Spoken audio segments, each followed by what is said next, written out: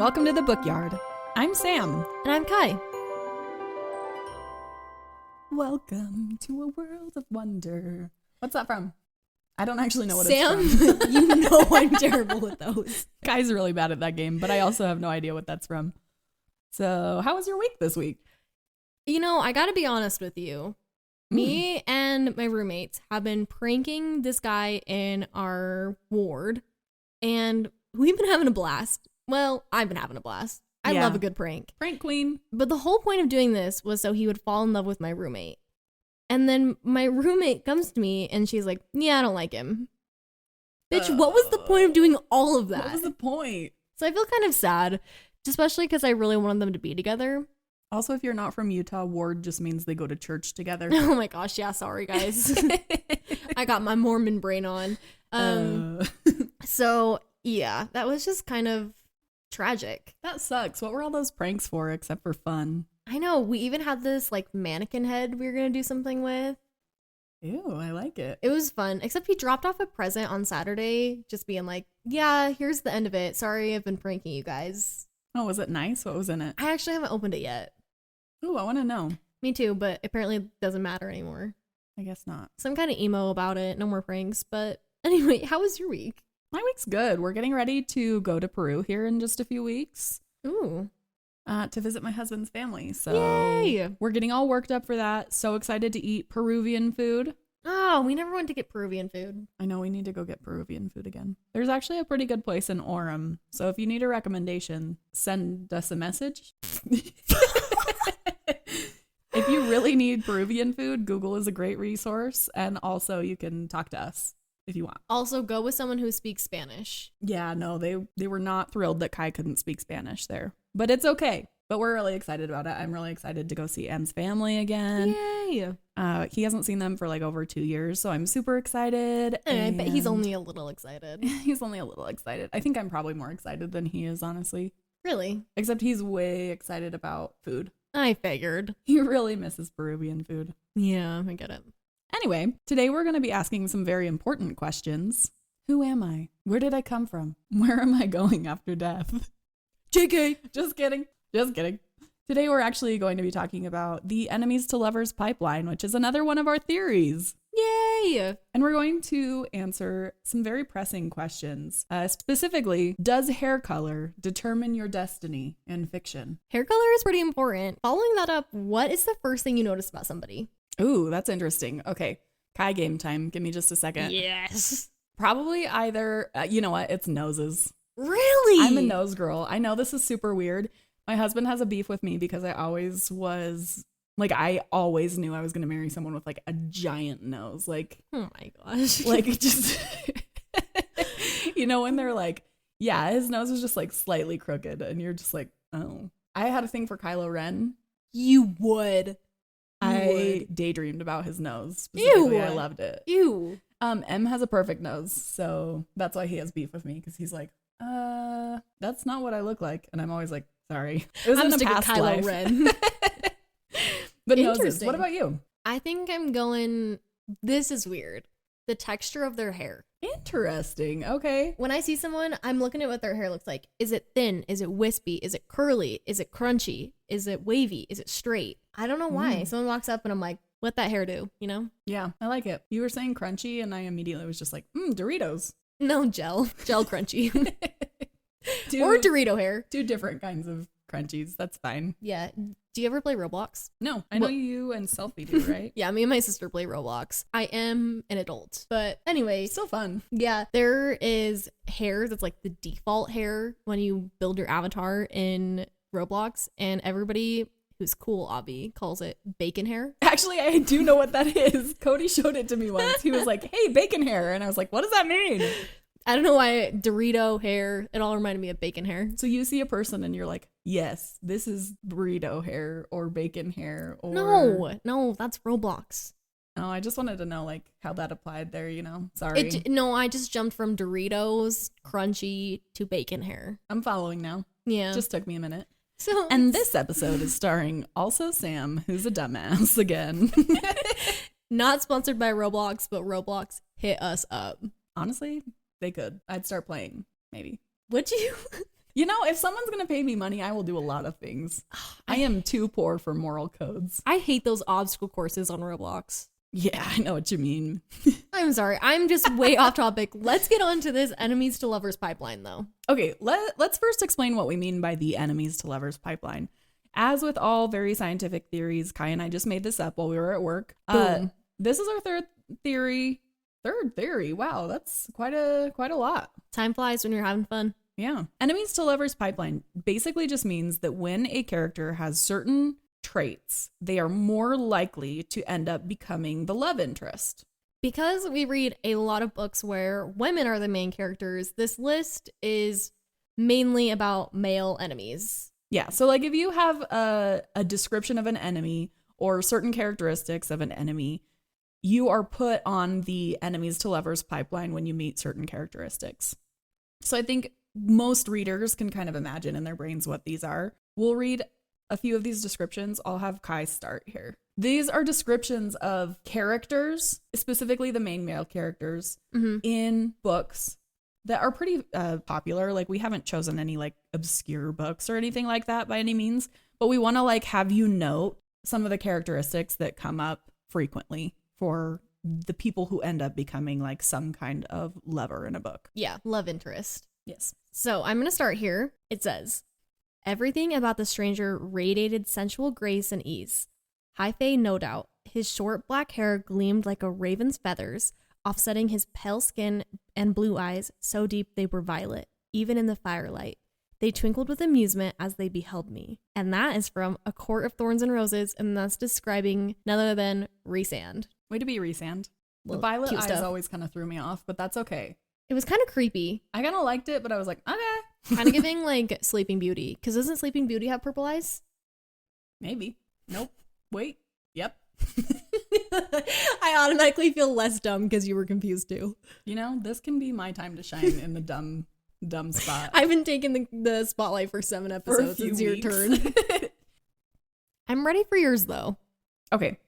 This next one says, he's tall, with wind-blown black hair and dark brows. The line of his jaw is strong and covered by warm, tawny skin and dark stubble. And when he folds his arm across his torso, the muscles in his chest and arms ripple, moving in a way that makes me swallow. And his eyes are the shade of gold-flecked onyx. The contrast is startling, jaw-dropping even. Everything about him is. His features are so harsh that they look carved, and yet they're astonishingly perfect, like an artist worked a lifetime sculpting him. And at least a year of that was spent on his mouth.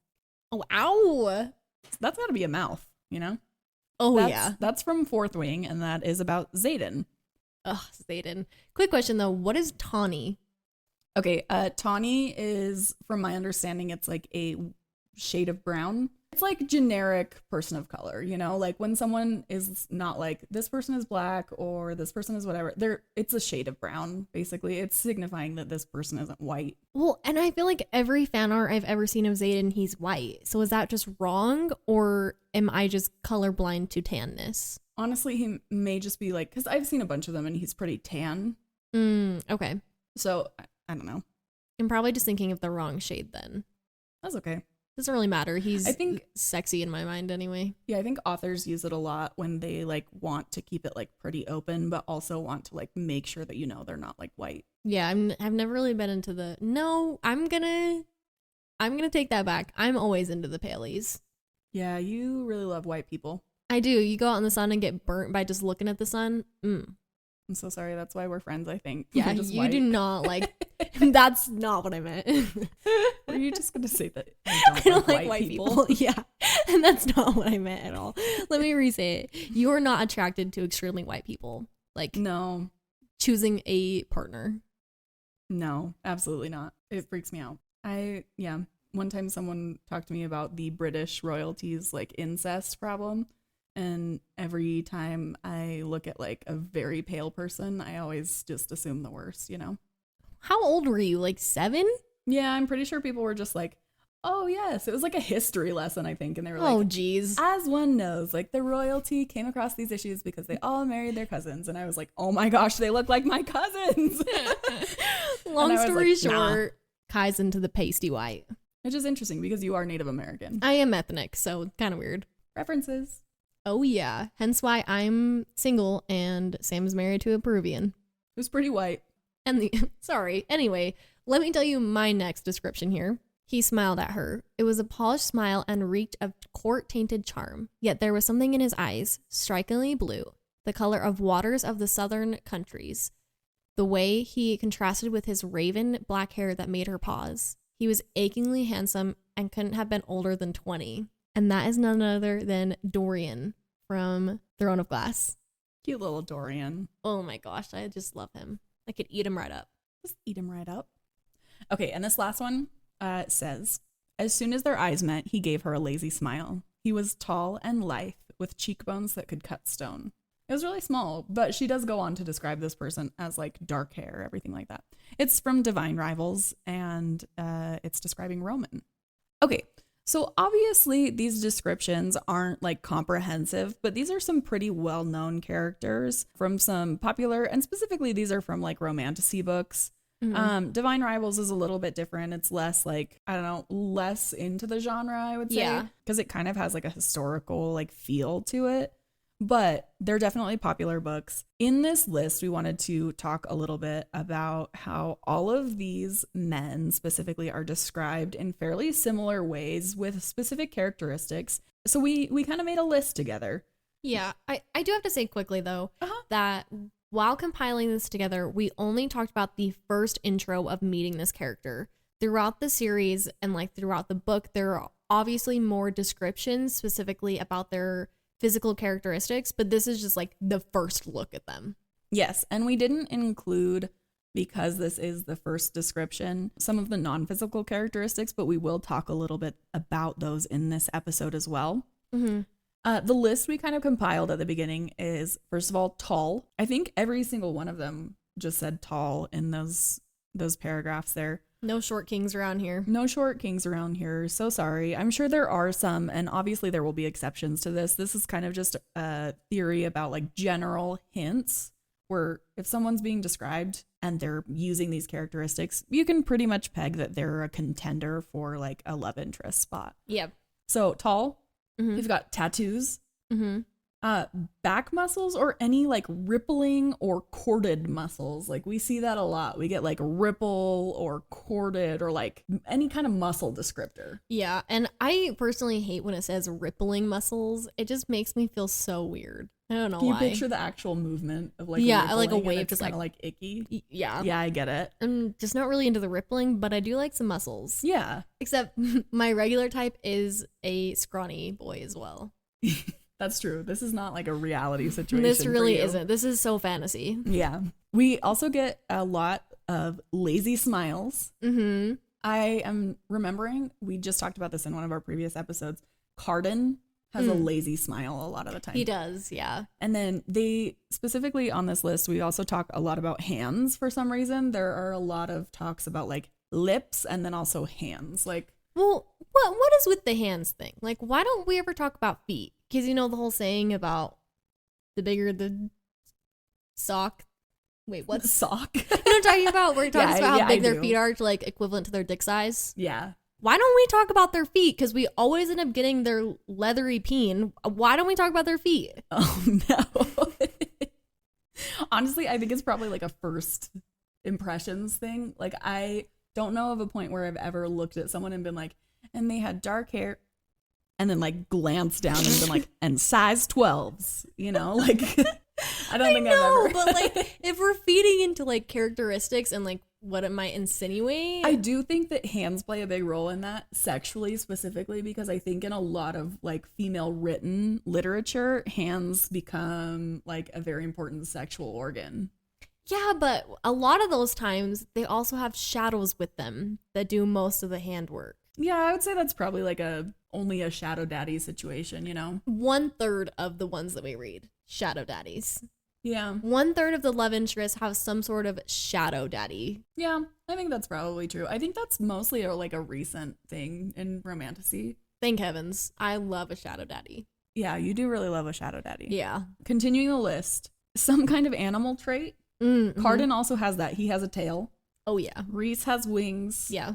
Obviously Dorian doesn't, and But he can just turn into anything. But he can like shapeshift. There definitely is like an element of like something that's not human about them. It's kind of fun. Then these are not necessarily like physical. We already talked about like mind associated powers. So like Shadow Daddy or being able to communicate to you directly in your mind or reading minds or anything like that. Yeah, because I mean, if they can get in your mind and talk to you, end game right there. That's like a girl's greatest desire, right? I don't know. Communication. I'm sorry, you can tell me you can use words of affirmation. No. Not only when we're together, but also long distance. That's crazy. No, I get what you mean now. I thought you meant just like the idea of someone being in my head constantly, and I was like, ooh, I don't know that I'd want that. But no, but I do like the communication. I'm into that. I get it. Then we have like friendship or like a family group that is close knit. A lot of like male love interest is that they'll be like, yes, and they're close with their family. Or like, yes, and they have a great friend group. They're shitty, but they have 4 friends. Right. Like they've got a inner circle, right? Like yeah. Reese has his legitimate inner circle. Yeah. Zayden has his secret war enemy group that like meets at the playground after dark and everything. It's so cute. Oh my goodness. The exception to like some of these is Roman, because it's not like a hardcore fantasy. Well, He's just strictly like a normal person. Yeah, well, and it was only a duology, so we really didn't get to see much of that. But one example that we really haven't talked about, but kind of falls into this as well, is Rowan. Yes, Rowan absolutely has those things. He's got his like cute little animal friends. Like he's got his traveling zoo of friends. Traveling zoo. I love him. He is tall. He's got the tattoos down. He's got the rippling muscles. Yeah. He got that lazy smile. He's got a lazy smile at some point. He's kind of like a uptight dick at the beginning. Yeah.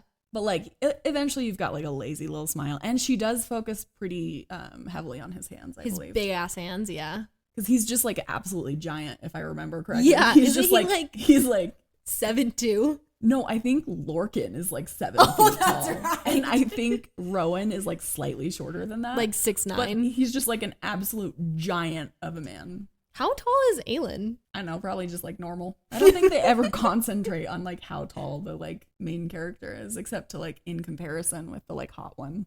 Yeah. I'm sorry. I'm blabbling. Just blabbling? I'm going to say blabbing, but blabbling works too. No, that's okay. Okay, end of the list though, we've always noticed dark hair. Oh yeah. Let's talk about dark hair for a minute. Something that we've noticed is that in fantasy specifically, dark hair is a key indicator. So I'm just going through my master's of business administration, obviously. Whoop. So something that we like to pay attention to, obviously, in business is what is called a key performance indicator. Oh, geez. Okay. Yeah, they're KPIs. We do this at work a lot.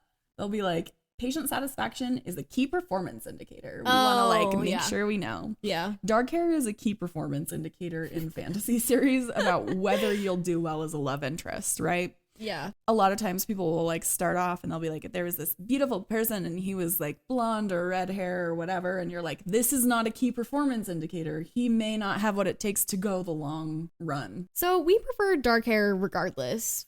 In real life, in books, the whole thing. Yeah, that's true. But we definitely have noticed that dark hair is extremely prevalent in literature, specifically fantasy recently. We, as you guys know, like to look on Reddit for different people's opinions, because as we like notice things, we definitely want to kind of confirm our own like suspicions about things.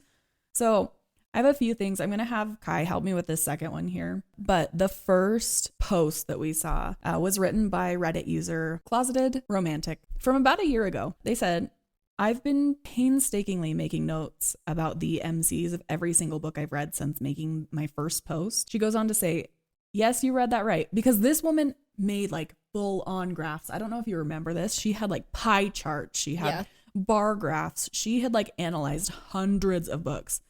She said, yes, you read that right. 2/3 of the MMCs had their hair described as either black, brown, or dark. Tall, dark, and handsome confirmed. Yeah, Closeted Romantic did the work on this. Yeah, she did. I don't know if we were going to mention it, but just to kind of throw out there, she noticed with a lot of female main characters that they were redheads. She did. A lot of female main characters in romance specifically were redheads. She said that it wasn't necessarily the same in other genres, but romance, when you're looking at like women becoming love interests, redheads prevailed in that category. Yeah, I can think of one specific author, Lynn Painter. She does a lot of YA romance. My sister loves to read them, but I think all of her female main characters are redheads. Wow. Yeah.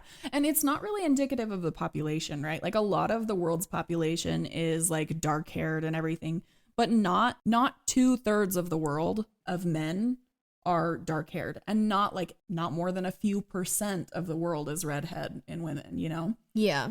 So just kind of interesting. But there was another person who commented on this Reddit user's post. I don't know how to say it. Lapista? I'm assuming. Lapista. Shout out, girl. Probably girl, not boy. Do you think boy? I'm just going to say they. They posted and said, I have noticed that in the fantasy, romance, and romantasy genre, there is a heavy saturation of dark-haired MMCs. Don't get me wrong, there's nothing wrong with that, but they're like 99% of books, especially compared to MMCs that have other hair colors. On top of this, whenever I see people talking about a book, reviewing a book, or advertising, I'll see a lot of people ask if the guy has dark hair, and 9 out of 10 times when they are told that, no, he has ... hair color, there'll be a sudden influx of disappointment. People wishing that they did, or mentioning that they would pretend that he has black hair, or asking for other things to make up for the fact that they don't have black hair, as if having another hair color is a character flaw. I especially see this when it is mentioned that the MMC is blonde. It's so strange to me. I am personally tired of all the dark hair. I would love to see more variety, and a lot of books I'm currently reading thankfully have more different hair colors.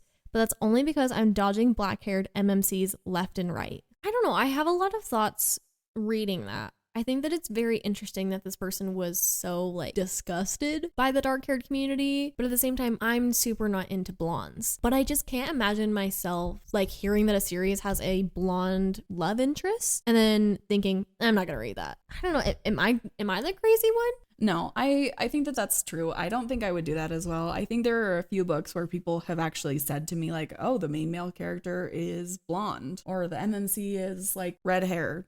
And I've been like, okay, great. Like, I may not personally be into a lot of like other hair colors specifically. I really am not as picky as Kai is at this point.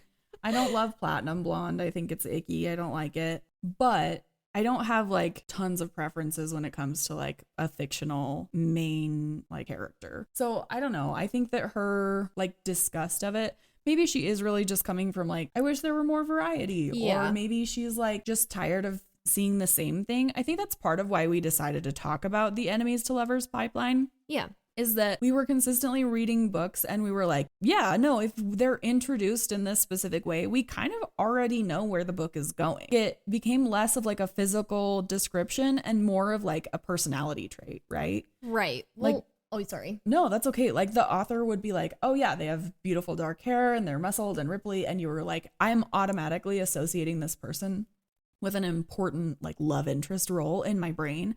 And I would probably be annoyed with that after a while too, but probably not to the point where I'd be like dodging a certain hair color left and right. Right. Well, and kind of going along with that, we see a lot of times, especially in a long fantasy series, where they introduce us to the first love interest. For example, I'm going to take ACOTAR because that's pretty well known. We see Tamlin, or Tampon if you're feeling petty. Mm-hmm. Blonde, has a weird mask stuck to his head, not tan. He seems tall, but like we get a fair description of him. Yeah, and they do describe him as like extremely handsome. He is muscled. Yeah, but I mean, if you're putting up his description versus what we see of Reese, even if I'm not interested in dark hair, I'm automatically going to be more drawn into Reese's description and be like, no way. You're telling me that she chooses this weird guy over him? Absolutely.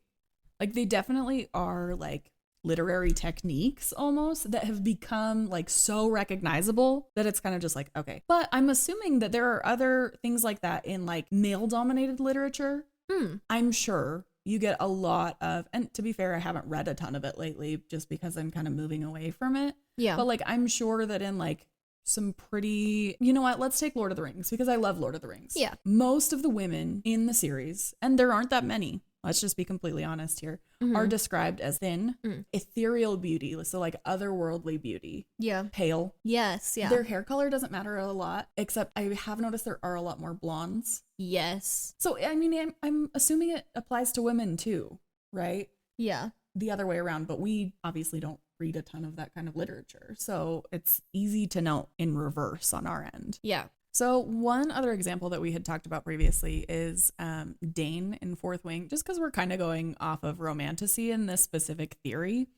It seems almost like dark hair is like a scale. Like the darker your hair, the more likely you are to be the real love interest in romantasy. Yeah. It's like you have Dane from Fourth Wing, who is this childhood friend and has like lighter brown hair, right? Yeah. And then you get this like description of god-looking Xaden, who is like raven dark hair, and like it seems like it's a sliding scale, right? Like you had mentioned previously, like you get Tamlin and he's obviously blonde, and then you get the sliding scale all the way down to Rhysand, and we get our real love interest. Yeah. I mean, I think there are some holes in this theory, specifically with like Throne of Glass, because at first Aelin is Dorian, and then she's Kael, and then she's Dorian, and the whole back and forth, and then she ends up with this silver-haired guy. Well, and she was with Sam, who has dark hair as well, but like brown hair. It's like, it's not like dark, but it is brown. Right. So there is some descriptive words that don't account for everything, but also if you look at the comparison of how they describe Kael, which she doesn't describe him poorly. She still says that he's handsome and looks hot or whatever. I don't know. And then she gets to Rowan and she's like, ooh, and his tattoos and his rippling muscles. So although the hair isn't always indicative, most times it is, there's still some distinguishing features that really take it over where you're like, no, this guy's got something to him. Absolutely. And I think part of that is just the inherent, like, they're describing attraction as well, right? Like you're noticing more details of the people you're actually like attracted to. Whereas like sometimes you're not paying super close attention to people you might not necessarily like find super hot. Yeah. But there are definitely exceptions to this. And we're not saying that it's something that should continue to be like the rule of romantasy, right? I think that we'd both be fine to branch out a little more. Yeah. However, we have noticed that it is very common. But I would like to talk a little bit about some like notable exceptions. Oh, okay. I'm ready. You recently read a book where there was a blonde love interest. Oh, geez. Yes. You don't have to go like deep into it or anything, but like tell me about that experience. So I read Manacled by Sen Lin Yu. And it's called Manacled, and it's like an alternate universe of Harry Potter. And in this, Harry Potter is dead. So that takes out your main interest, possibly, because it's supposed to be an adult book. So it's not kid. Takes out your main interest of a dark-haired main character, and it flips it to being Draco Malfoy, who is platinum blonde. Like almost like white, but not silvery, that platinum. That was an interesting experience because I really didn't think I'd be into it, but I was. But he also had the height. I don't think he was super muscly.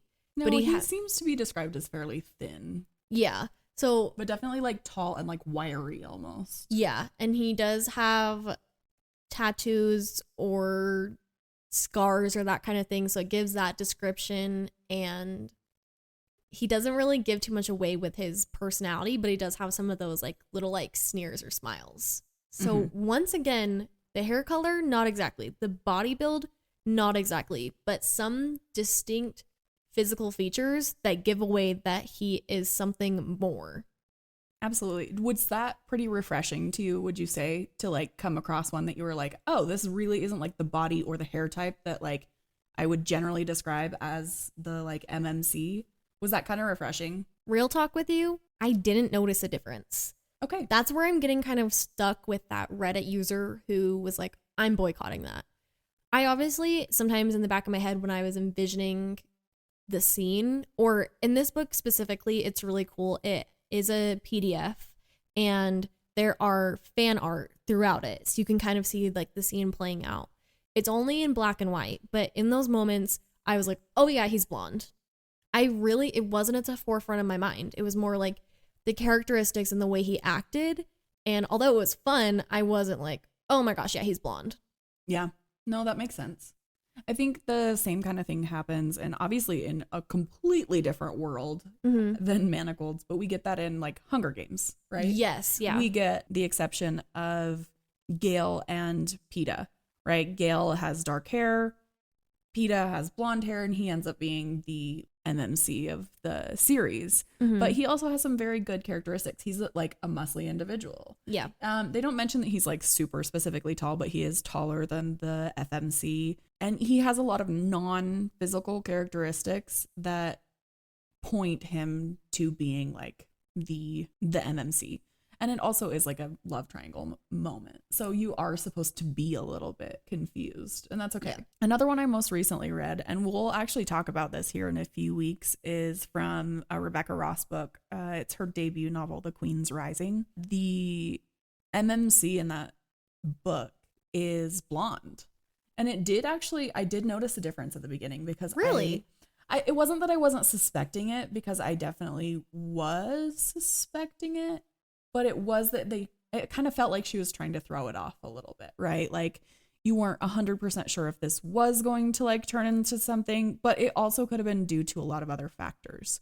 So there are some notable interests, and he ended up being one of my favorite MMCs recently.